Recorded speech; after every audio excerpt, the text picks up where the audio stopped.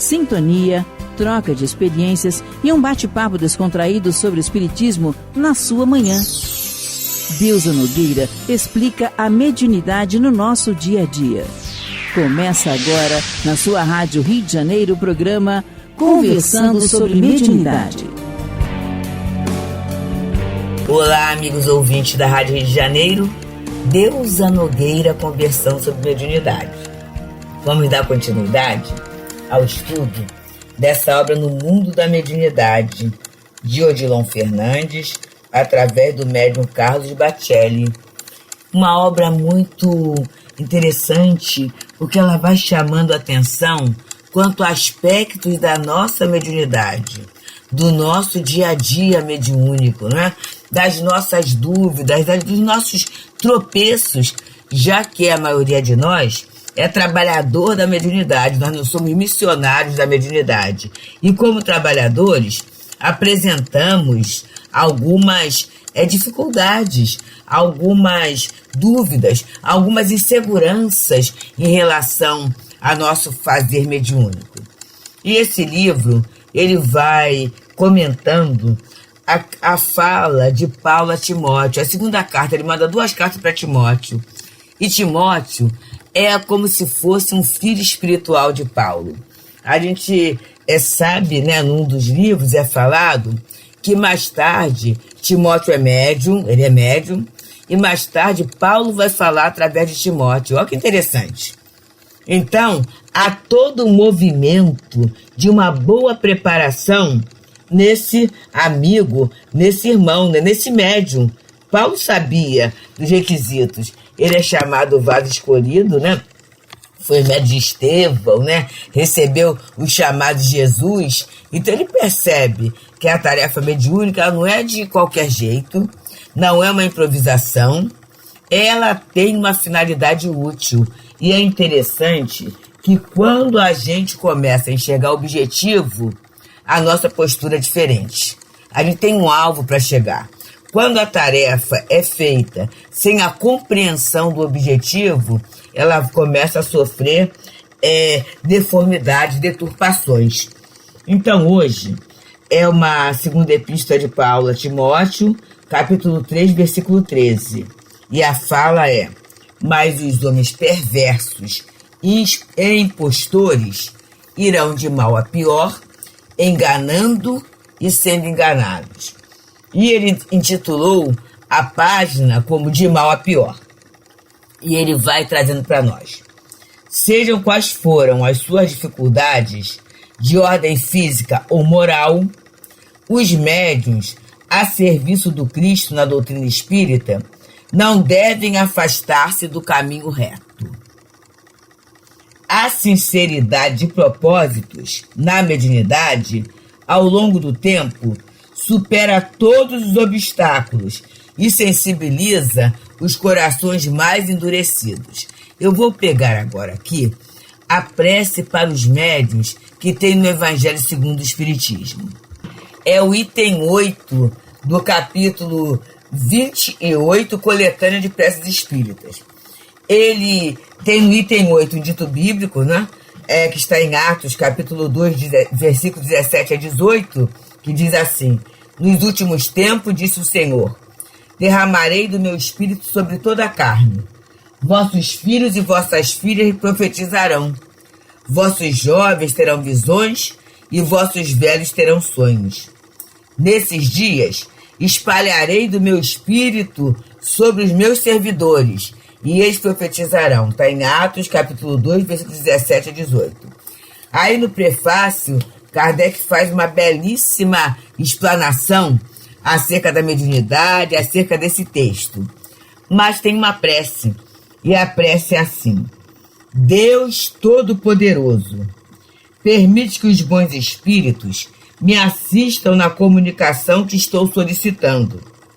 Resguarda-me da vaidade de me considerar protegido contra os maus espíritos.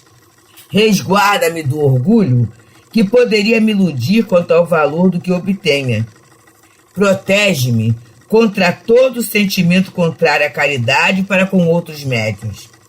Se eu for induzido ao erro, inspira alguém a ideia de me chamar a atenção, e a mim, a humildade, que me fará aceitar a crítica com reconhecimento e tomar para mim, e não para os outros, os conselhos que os bons espíritos queiram me ditar.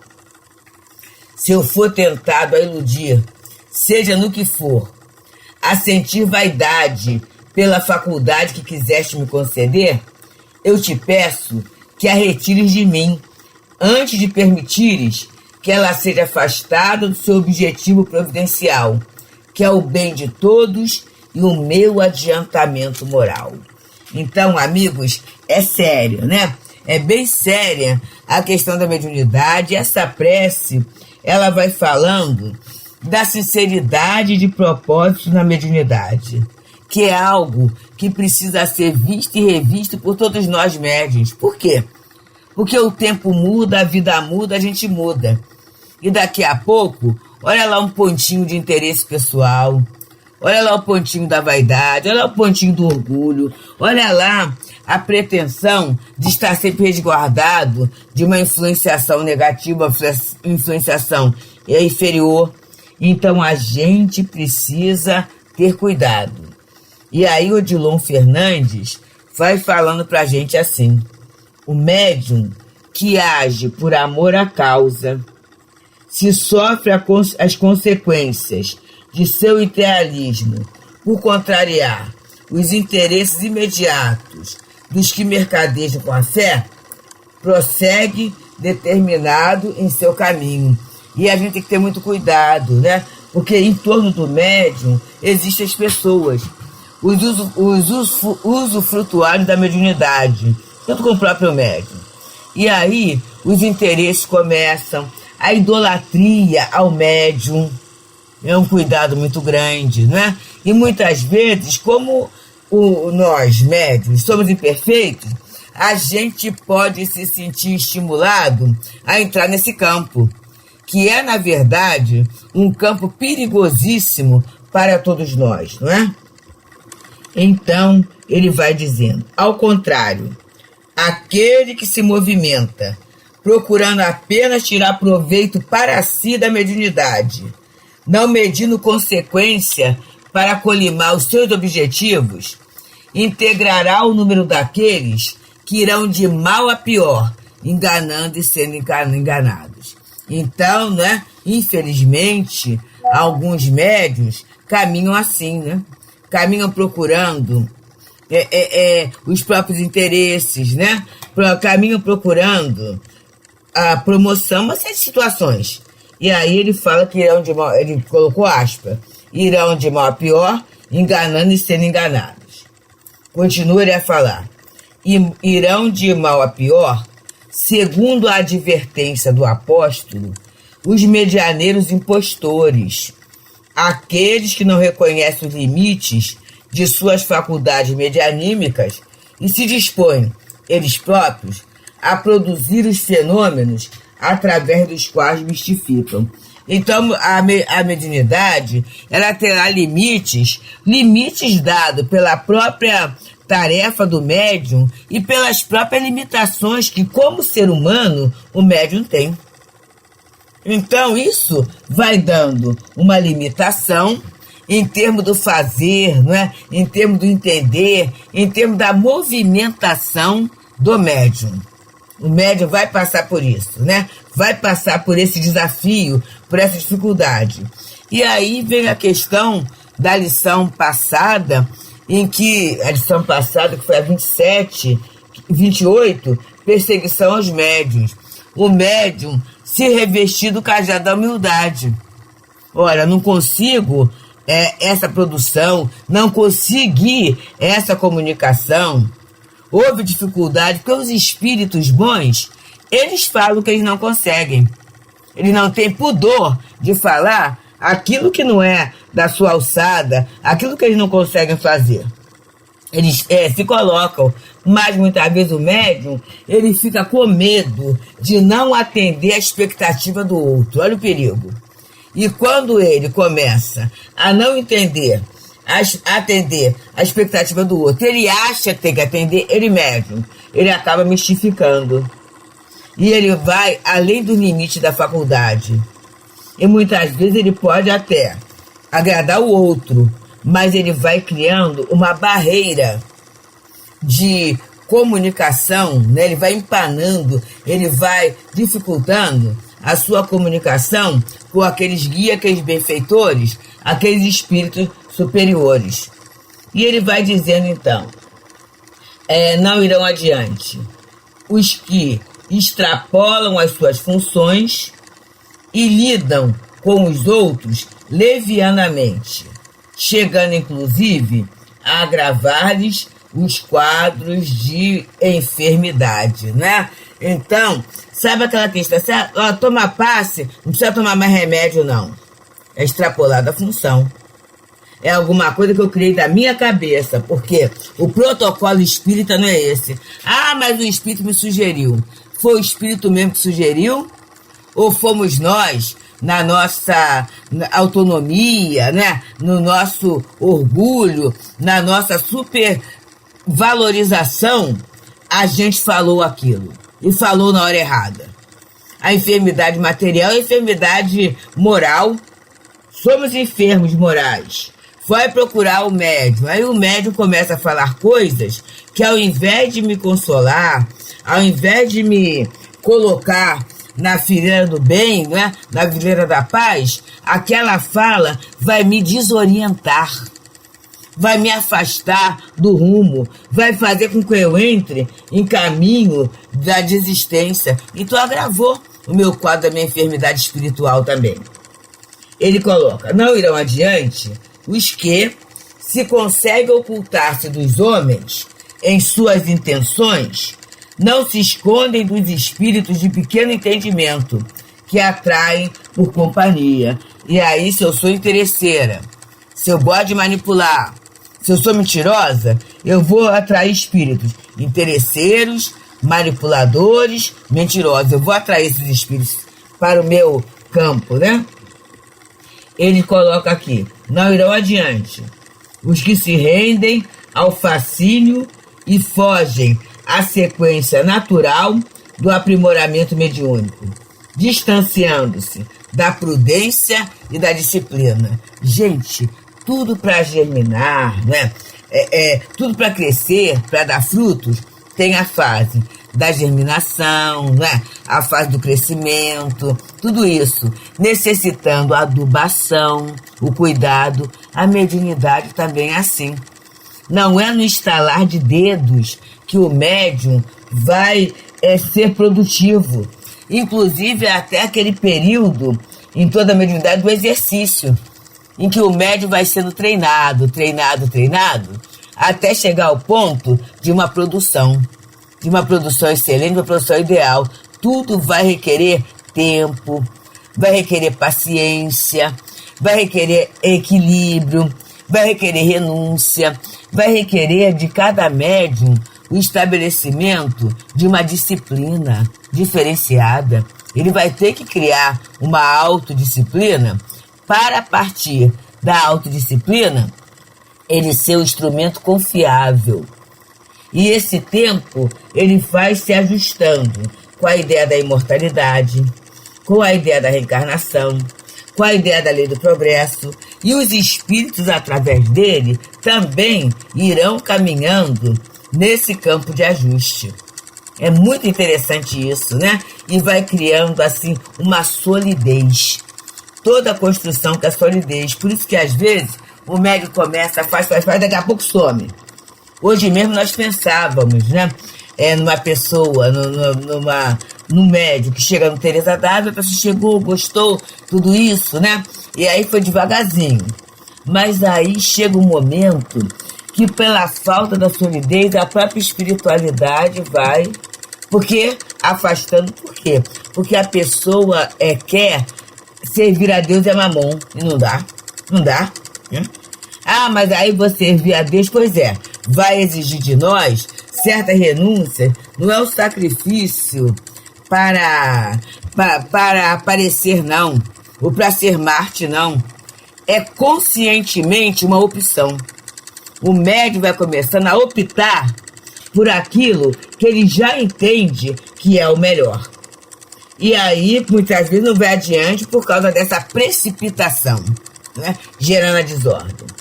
E o Dr. Odilon vai continuando nessa lição 29 do mundo da mediunidade, de mal a pior, dizendo assim: irão todos de mal a pior e, inevitavelmente, se comprometerão, porquanto, quando deles obtiverem o que desejam, os espíritos que lhe oferecem retaguarda os deixarão entregues ao desvario. Não vale a pena exercer a mediunidade sem critério e sem bom senso. E onde é que a gente vai encontrar esse critério e esse bom senso? É na codificação. Sou médium espírita, Mediunidade com Jesus, Livro dos Médiuns, Evangelho segundo o Espiritismo, traduzindo a questão moral, né?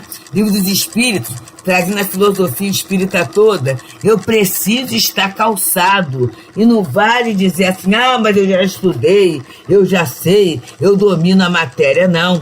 Esse estudo é para toda a vida. Nós, médiuns, necessitamos estudar para sempre. É essa a proposta, né, de Jesus e da doutrina junto a nós. E ele coloca aqui: todo medianeiro que se lance ao desenvolvimento de suas faculdades não lhes deve olvidar os estágios de segura manifestação. Primeiro, a floração, depois o fruto. E não raro, o tempo de preparação ativa e útil exige dele boa parte de seus dias na existência material. Difícil a mediunidade que já desponte amadurecida. Vai exigir tempo, né? O tempo que eu dedico à mediunidade, que não é só o momento que eu estou na casa exercitando, a casa espírita exercitando a mediunidade, não. É aquele momento da preparação, da adubação, através do estudo, do cultivo dos bons pensamentos, do cultivo do bem na minha vida, na minha alma, não é? E continua Odilon Fernandes para nos falar: antes, pois, que o sensitivo se decida por uma tarefa pública e de maior responsabilidade, busque melhor adequar-se a ela, reunindo os elementos que lhe serão imprescindíveis ao cometimento. Em mediunidade, não se há de ter pressa. O médium afoito ainda não assimilou a mensagem de que, para cooperar na edificação do mundo melhor, o homem deve começar por trabalhar a si mesmo. Tem uma frase trazida pela irmã Maria Angélica, que é essa benfeitora espiritual, querida, lá do SEMA, do Centro Espírita Irmã Maria Angélica, lá da Barra do Recreio. Ela fala: toda precipitação gera desastres. Eu aprendi essa frase e procuro guardar para mim quando eu estou ansiosa, apressada. Não digo para trabalho mediúnico, não, mas para qualquer tarefa. A gente começa a precipitar, a querer pular etapa, né? É o bolo que a gente coloca no forno, e aí, querendo ver se está crescido e tudo, a gente abre antes do tempo, aí o bolo sola, né? A nossa vida, as nossas realizações podem ser comparadas a esse bolo que eu faço, que tem os ingredientes, tem tudo para ser saboroso. Mas a minha precipitação faz com que eu abra o forno antes do tempo, né? E o que é abrir o forno antes do tempo? É se lançar uma tarefa pública sem orientação espiritual, sem preparo.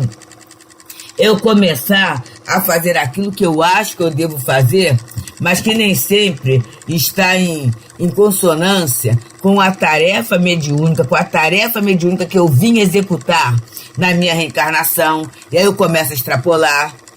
E aí, o que vai acontecer? Com certeza vai acontecer um desastre, que é o quê? A gente ir de mal a pior, né?